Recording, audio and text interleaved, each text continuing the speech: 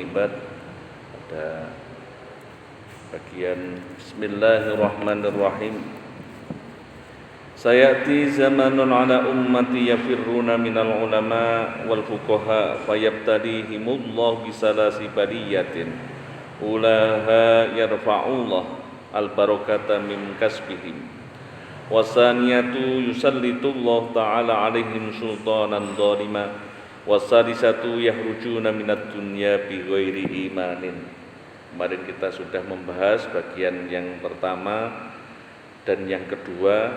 Yang kedua kemarin kita ceritakan pertemuan Mansur, seorang khalifah bertemu dengan Nabiullah Khidir alaihissalam di Ka'bah ketika waktu sholat subuh, di mana biasa sholat subuh Mansur mengimami sholat subuh. Saat itu ada seorang yang berdoa di depan Ka'bah, ya Allah, ya Rahman, ya Rahim, tidaklah ada kezaliman di muka bumi ini melainkan karena tidak adilnya seorang raja, yang akhirnya sebenarnya menyinggung, terasa tersinggung yang namanya Mansur.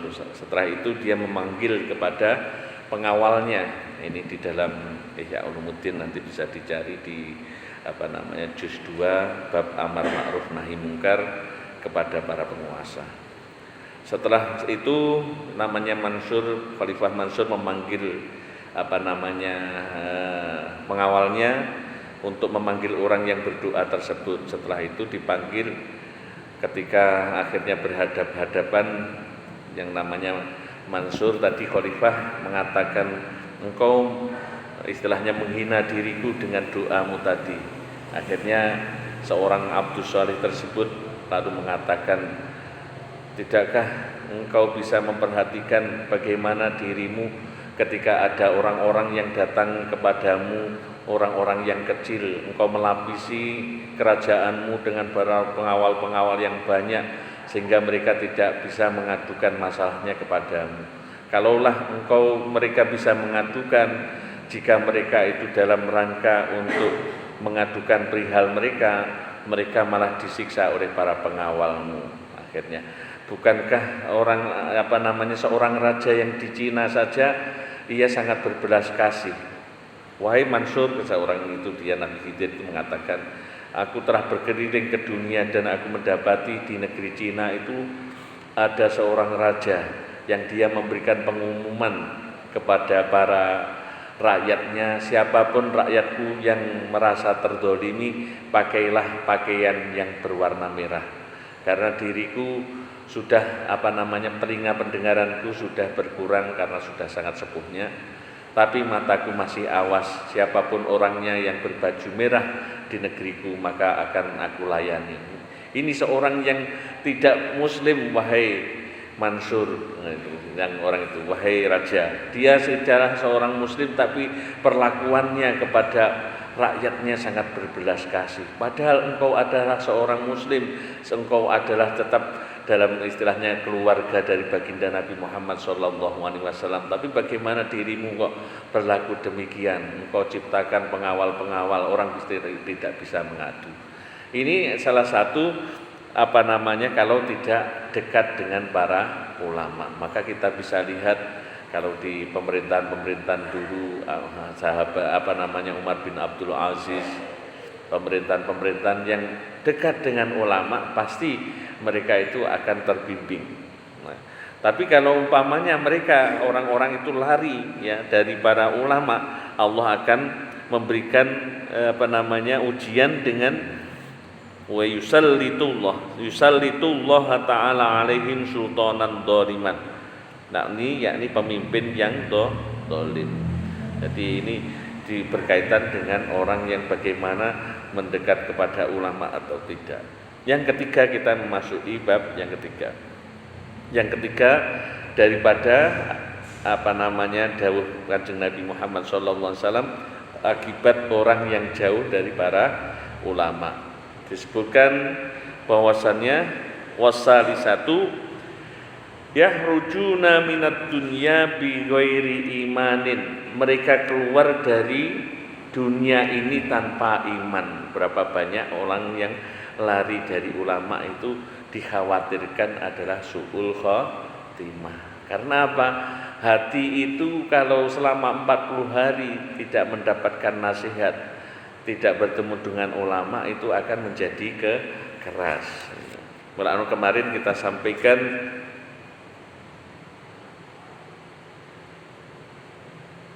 walaqad shadaqo fa inna al qalbi al-ilmu wal hikmah.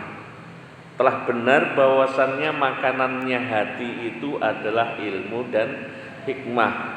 Wa biha hayatuhu kama anna al jasadi at-ta'am. Hidupnya hati itu dengan ilmu dan hikmah, sebagaimana kalau hidupnya jasad itu dengan makanan. Maka makanan ruhani itu penting. Kalau dulu ada istilah, ada wisata ruhani, ya, termasuk juga hati kita itu perlu dibuat bahagia. Hati kita diperlukan untuk merasakan getar-getar. Istilahnya getar-getar, misalnya kecintaan kita kepada Allah Subhanahu wa ta'ala, getar-getar kecintaan kita kepada baginda Nabi Muhammad sallallahu alaihi wasallam, getar-getar ketika hati kita itu merasakan, istilahnya ketika bermunajat itu kelezatan. Nah, kelezatan ini tidak bisa diperoleh dari orang-orang yang jauh dari para ulama. Karena apa? Keterhubungan hati ini selalu selalu berkaitan erat. Nah, kalau bahasa anunya ada resonansi, ya, ada getar-getar sekeliling itu saling mempengaruhi, ya, saling mempengaruhi. Ketika orang berkumpul, kita menyebutkan tentang akhirat, kita akan mengingat akhirat, karena hati ini akan menjadi hidup karena diingatkan tentang kampung sejati kita. Wa man faqadal ilma faqalbuhu maridun. Barang siapa yang hatinya ini atau dirinya ini faqada kasepen nek basa Jawa, artinya itu adalah tidak memiliki ilmu, maka hatinya menjadi sakit. Maka perlu kita mendengar tentang hikmah, tentang ilmu, supaya hati kita menjadi senang. Termasuk umpamanya kita mengenal tentang asma Allah, mengenal tentang ma'rifat kepada Allah, itu berdasarkan dari pengetahuan ya, pengetahuan yang disampaikan dari para guru-guru. Nanti kita bisa akan mencerna, terus akhirnya sadar diri, akhirnya muncul oh iya di dalam hati, seperti oh iya itu adalah pemaknaan bahwa kita itu mengerti. Oh iya Gusti Allah itu umpamane laisa kamitslihi syai'un, laisa kamitslihi syai'un wa huwas samiul alim. Gusti Allah pokoknya apapun yang terlintas di dalam batiniah kita atau pikiran kita, hayal kita, Allah itu tidaklah begitu. Maka kita pernah sampaikan dulu sebagaimana pernyataan dari Abu Bakar As-Siddiq, ajazul idraki idrok, tidak menemukan Allah itu artinya menemukan Allah karena keterbatasan akal kita. Wis pokoke ra iso dipikir ngono kuwi jenenge niku awake dhewe malah melakno Nabi Ibrahim alaihissalam nika to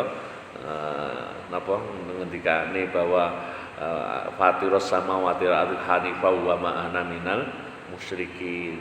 Pokoke sing nyiptakne langit lan bumi niku. Mulane awake dhewe ibadah nggih ngoten mawon. Salat niku wis ora mbayangni napa-napa, sing penting sing nyiptakne langit lan bumi, menciptakan kita niku wis bener malah. Tapi lek mbayangne terus wah kaya cahaya yang ngene kaya ngene malah bahaya ngeten iki. Bahaya sangat nggih. Mulane termasuk perlunya hati kita mendapatkan asupan ilmu. Nah, nanti itulah yang akan kita bawa menghadap Allah Subhanahu wa ta'ala. Ilmune awake dhewe, pengetahuane awake dhewe niki yang akan kita menghadap pada Allah. Kasihan sekali seseorang yang masih istilahnya kok memiliki sifat-sifat yang buruk, sifat marah, sifat dengki, kok dibeto sampai ke dalam kubur gitu. Milano ngaji kita kepada berkaitan tasawuf niku tujuanipun sebenarnya adalah supaya sifat-sifat madmumat tadi hilang. Ketika menghadap kepada Allah, tinggallah sifat-sifat yang baik yang kita bawa menghadap kepada Allah Subhanahu wa taala. Kita lanjutkan bab makalah selanjutnya. Wal maqalatu salisatu utawi maqalah kang kaping 3 an Abi Bakrin saking Abi Bakir As-Siddiq an Abi Bakr As-Siddiq radhiyallahu ridani sapa Allah anhu saking Abi Bakar As-Siddiq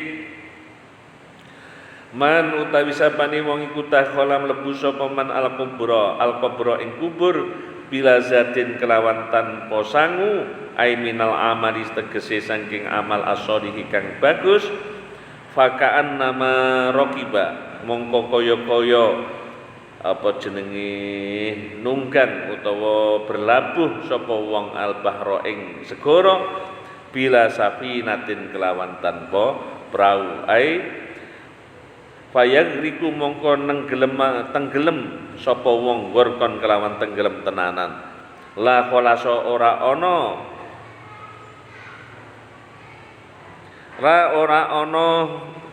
kang nyelametake iku maujud lahum maring wong illa biman kejaba kelawan wong yang kuduhu kang apa jenenge ngemudi utawa kang nyelametake sapa manhu ing man awal.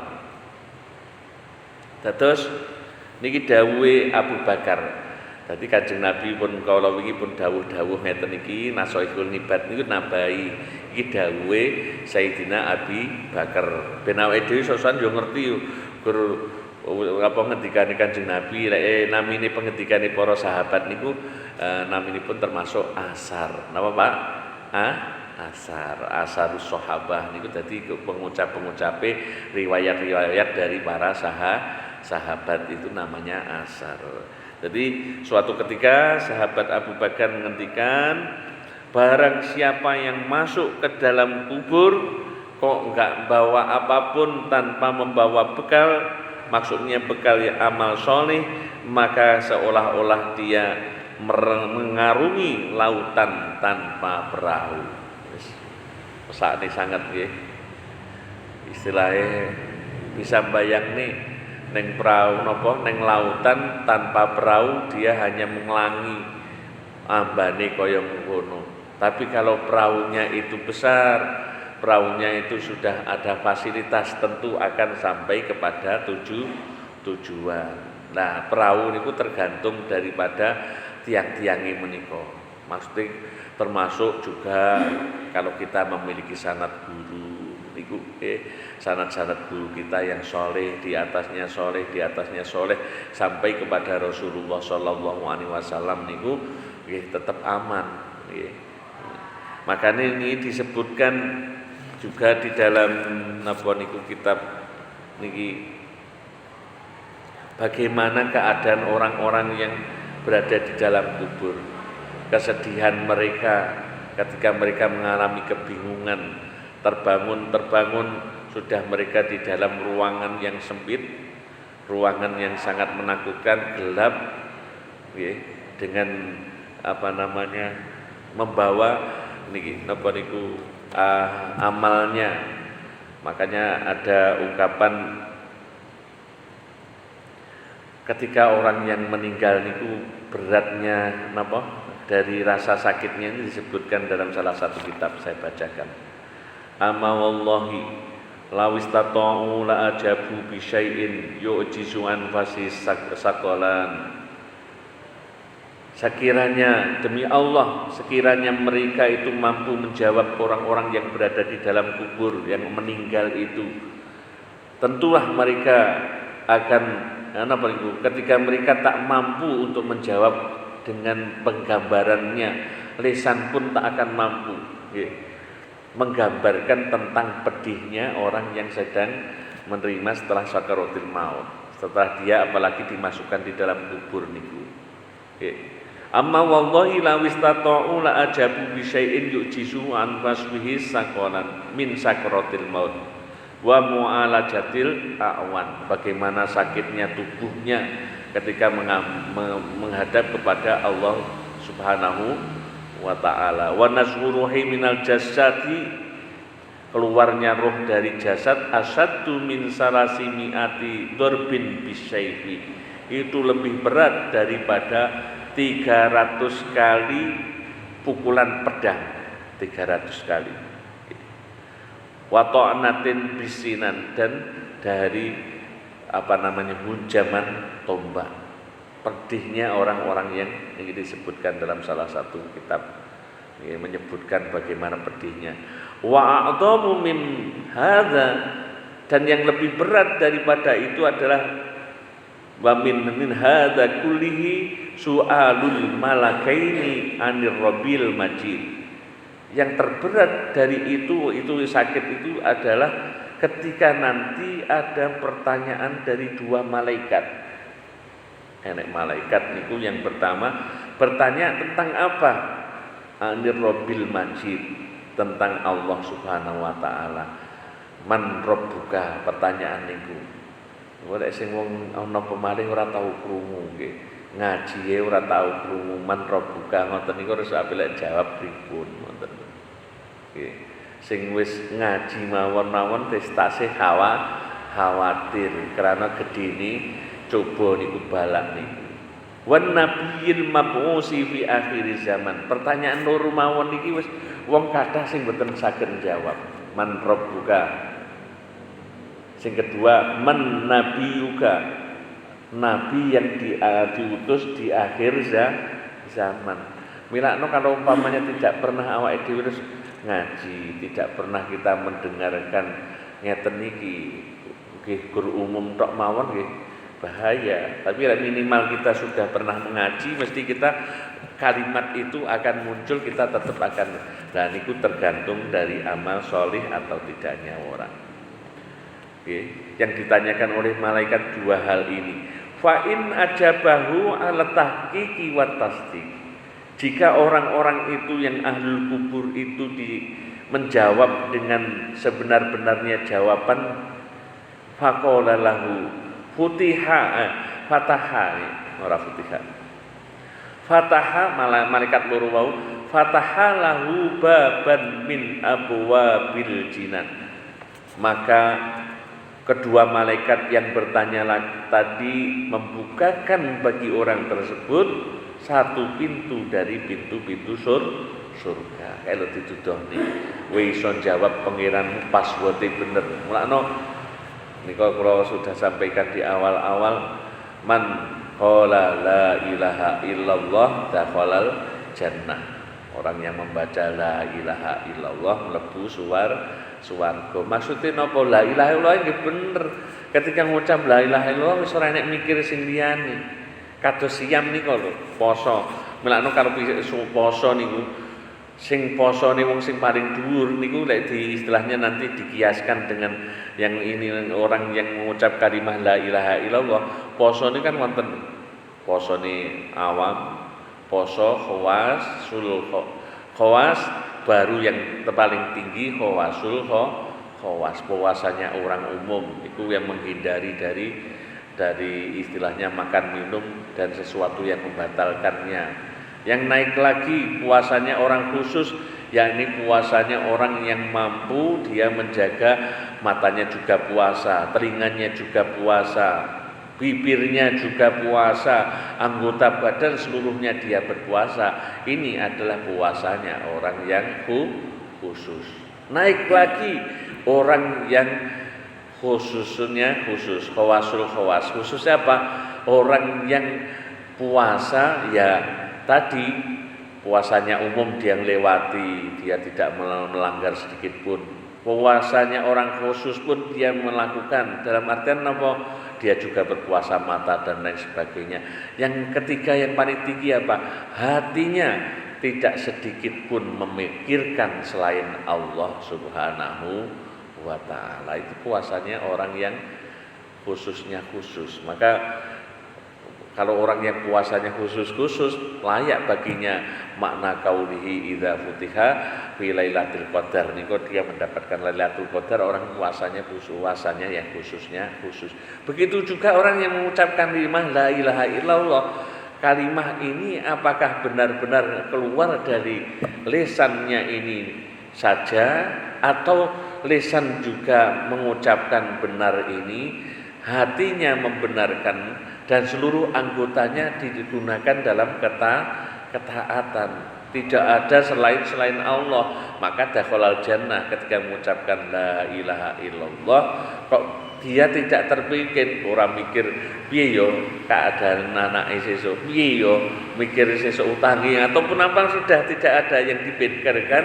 Dari kholisan mukhlis murni, hanya Allah Subhanahu wa taala dia berhak. Nah, ngeten iki sing paling abot niku kalau kita kiaskan dengan seperti tentang puasa. Maka orang yang menjawab dengan benar namanya Allah, man rabbuka, jawab Allah, maka Allah bukakan baginya pintu-pintu surga. Kemudian malaikat meninggalkan orang tersebut, wa huwa masrurun wa farhanun, dia bergembira sekali, bersukacita. Inilah hidup yang sejatiku, dia mengatakan gitu. Inilah yang sebenarnya. Kalau dunia kemarin adalah hanya mimpi, dunia yang kulalui itu hanyalah mimpi, tapi yang sebenarnya yang akhirat itu adalah yang sejati. Kalau sekarang kan beten, sekarang ini akhirat adalah sesuatu yang gaib bagi kita karena belum mengalami dunia yang nyata. Tapi kalau besok ketika kita masuk ke dalam kubur, kita baru menyadari yang kubur itu yang sejati, dunia adalah hanya mimpi. Loh, kita itu sudah mengalami dalam alam roh, Pak, ibu-ibu rahimakumullah. Di alam roh ya kita sudah ketika berjanji kepada Allah bala syahidna itu, kita harus sudah masuk di alam rahim. Di alam rahim kita sudah, ketika di alam rahim namanya alam dunia ini nggih gaib. Nggih to? Wah, urung lahir kok nggih. Tapi ketika kita sudah lahir, ya sing genti alam rahim kemarin yang kita lewati juga menjadi gaib bagi kita. Ngeten iki kita meliwati antara nyata hakikoh gaib neh, nyata gaib neh. Nah, nanti ketika kita di situ baru menyadari, ternyata padahal nanti kalau pintu awal daripada akhirat itu adalah di dalam kubur, di dalam kubur. Wa ammal munafiku, ini kalau orang yang munafik atau orang yang tidak istilahnya oleh Allah memang dinas nanti mendapat azabnya, naudzubillah wal iyadzubillah. Wa ammal munafiku, adapun orang yang munafik, fayatihi fi qabrihi kalbanun, maka akan mendatangi orang yang munafik tersebut ada satu seekor anjing, ya. Nanti di dalam kubur ngoten niku, hadza yanhashuhu wa yal'anhu bi kulli lisan. Dan kalbun itu melaknati dengan segala ucapan-ucapan kepada orang tersebut. Malah melaknati orang yang tadi munafik, orang-orang yang oleh Allah akan berikan siksa itu. Setelah ada anjing seperti demikian, summa ya'tihil malakani al-ghalidhani syadidani, malaikat yang sangat keras, yang sangat menakutkan, wayakulani lahu man rabbuka, dan malaikat itu bertanya kepadanya, siapa Tuhanmu, waman nabiyuka, dan siapa nabimu, wama dinuka, apa agamamu, mimbainil adyani, dari antara agama-agama yang lain. Fayaqulu hadza rabbi wa yushiru bi usbu'ihi ila syaitan. Kemudian orang itu, orang munafik ataupun orang yang tidak diberikan hidayah oleh Allah, yang kafir, yang musyrik, dia menunjuk kepada setan. Ini Tuhanku. Orang yang mempertuhankan nafsunya, menunjukkan kepada nafsunya, itulah Tuhanku. Lalu malaikat itu memukul kepadanya.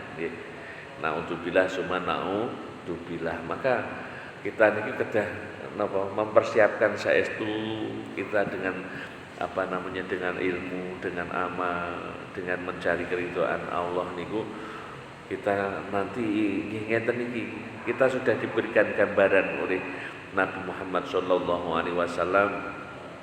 Itu juga cerita-cerita tentang ngeten iki nanti ada di hadis juga, di hadis-hadis banyak yang menceritakan ini. Jadi tentang pertanyaan man rabbuka wa man nabiyuka, ngeten ini sudah dikenalkan, otomatis kita boten kaget.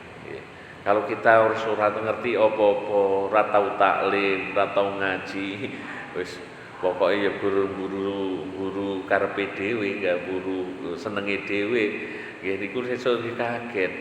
Milakno kalau orang itu kalau dengan ilmu, orang itu tidak menjadi kagetan. Dengan ilmu, dengan pengetahuan ditambah dengan amal, nanti orang tidak mudah takut. Karena ilmu kalau dia sudah diamalkan akhirnya menjadi sesuatu keyakinan yang kokoh. Wis pomo dipengaruhi kaya ngapa mboten saged. Buddha punya prinsip. Kados ketika kita wong seneng ngaji ngenten iki wis pomo seneng ngaji nggih wis prinsipe niku dipegang betul ngoten. Jadi butuhipun ilmu kalih amal untuk niki kita melewati masa yang sangat mengerikan nanti di napa-namanipun di kubur. Digambar nih ngelanang ning lautan tanpa membawa namanya perahu. Niki orang-orang yang masuk ke kubur tanpa punya amal. Ngeri malih nih bapak-bapak, ibu-ibu rahimakumullah tentang orang yang meninggalkan sholat. Berkaitan dengan orang yang meninggalkan sholat disebutaken wa tarikus sholati idza wudi'a fi qabrihi wa uhila alaihi turabu bil masahati wa yukhatibuhul qabru bilisanin fasihin wa alfatin mu'rabatin.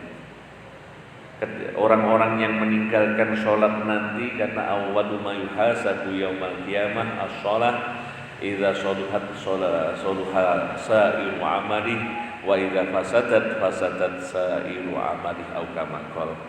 Yang pertama ditanya, yang dihisab nanti adalah berkaitan dengan sholat. Bila paling penak sholat itu ganti jamaah. Nek jamaah mesti ditampa kalih Gusti Allah. Khusyuk ora peduli, pokoke mesti ditampa kalih Gusti Allah. Niku istimewane.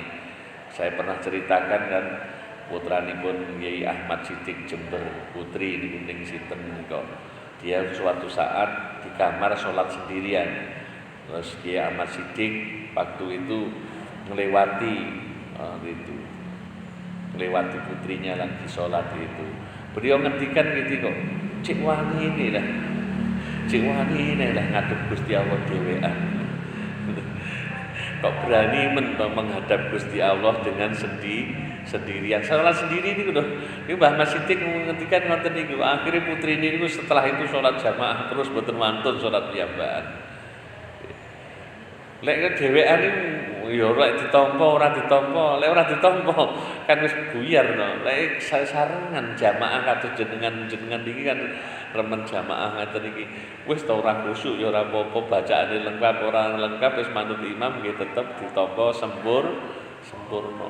Ndakno apalagi orang yang meninggalkan sholat ini. Orang yang meninggalkan sholat ketika diletakkan di dalam kubur niko dan ketika ditutup padanya dengan istilahnya dengan debu, dengan tanah itu, lalu kubur pun berkata kepada si orang yang meninggalkan sholat tersebut dengan lisannya yang fasih, dengan lafaz-lafaz yang jelas, la ahlan bika wala sahlan, tidak ada selamat bagimu, tidak ada selamat datang bagimu. Nah, kena ahlan wa sahlan itu kan selamat datang itu. Kubur wis nolak sih. Wong ra gelem salat. Karena apa?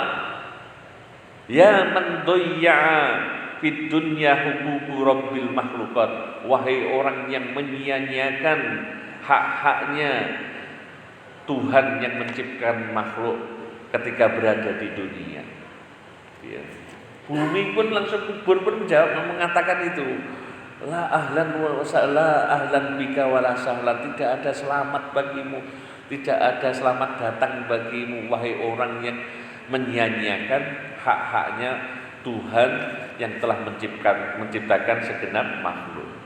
Ya tula ma syaita ala dhahri, berapa panjang waktu yang telah berlalu engkau berada di atas punggungku. Kata-kata kubur ini, kata-kata tanah. Engkau berapa lama engkau berada di atasku, berada di gegerku, Jawa nih, di atas punggungku. Wa taraktas sholawat, engkau meninggalkan sholat-sholat. Wasahauta anha bisyahawati wal ladzat, dan engkau lupa akan kewajiban sholat itu bergelimangkan dengan syahwat dan kelezatan-kelezatan. Bagaimana kau bisa engkau ini loh, engkau lupa terhadap apa kewajibanmu tentang sholat, karena sholat ini memang amanah yang diperintahkan oleh Allah Subhanahu wa ta'ala. Bagaimana Allah merintah ini kepada yang namanya malaikat ora kuat padha ora gelem. Milano salat niku malaikat gawe wonten sempurna Bapak-bapak Ibu-ibu. Sing enek ruku ya ruku tok. Nggih. Sing sujud ya sujud tok. Sing lengkapi gur awake dhewe niki lho. Mengke kon ngadeg takbir ya enek sing gur pakal malaikat bagiane takbir tok. Bagian salam ya ngoten niku. Dadi sing lengkap dadi khalifah niku gur manungsa keranten napa mampu menjalankan amanah untuk melakukan sholat. Bumi langit diperintah hari Gusti Allah untuk sholat, mboten kersa kabeh. Malah beruntunglah orang yang kersa sujud wonten ngersane Gusti Allah. Nanti di dalam bab sujud di dalam Sahih Bukhari ini kok disebut nih, hanya orang-orang yang di situ di dahinya ada tanda bahwa dia sujud, itulah yang akan selamat melewati Shiratal Mustaqim. Melewati ini kalau di atas neraka jahanam itu hanya orang-orang yang kersa sholat. Nah kalau kita dituntut sholat sing khusyuk abot lek piyambak, tapi lek jamaah tetep sing imami khusyuk ora khusyuk, makmume ora khusyuk, kabeh ora khusyuk orita tetep diitung khusyuk kalih Gusti Allah. Mulane niki ya tulama syaita ala dhahri wa tarakta sholawat wa sahuta adha bil syahawat wal ladat.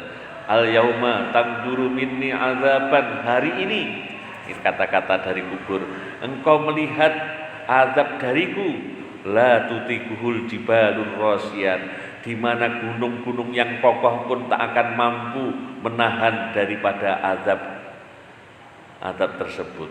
Kata daripada kubur, fayadummuhul qabru dhammatan wahidatan, lalu kubur tersebut istilahnya ngremuk apa jenenge ngumpul nih dari sebelah kanan kirinya itu bersatu, berarti istilahnya ngumpul meremukkan orang tersebut dalam satu remuk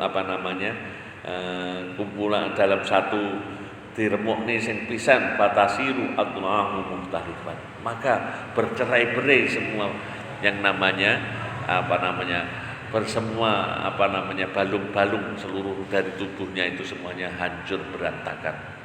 Lakno jeneng napa iki orang yang meninggalkan sholat. Nggih didamel pepeling awake dhewe milakno kula pendet beberapa dari kitab niki ya itu tadi saya sudah tulis. Lah termasuk di antara yang penting kita lampahi bapak-bapak ibu-ibu rahimakumullah adalah berkaitan namanipun salat umsil qabri, nggih. Salat umsil qabri.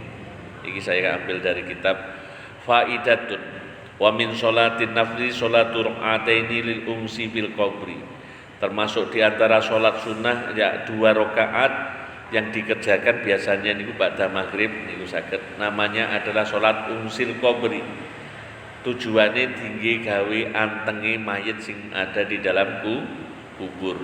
Ruwiya anin Nabi sallallahu alaihi wasallam, bahwasannya Nabi sallallahu alaihi wasallam bersabda, la ya'ti 'alal mayyiti, tidaklah datang kepada suatu mayit asyaddu minal lailatil ula, melainkan yang lebih berat daripada malam yang pertama.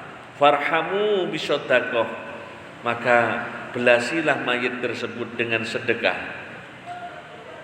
Man yamutu, orang-orang yang telah meninggal.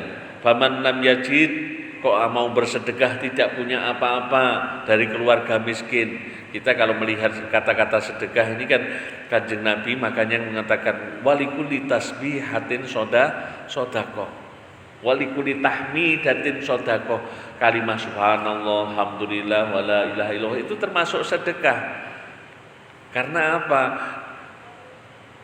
Umat Kanjeng Nabi ora gur wong sing sugih kok, kathah sing boten saged niku. Makane niku disebut nih, kok mau bersedekah untuk mayit tidak punya apa?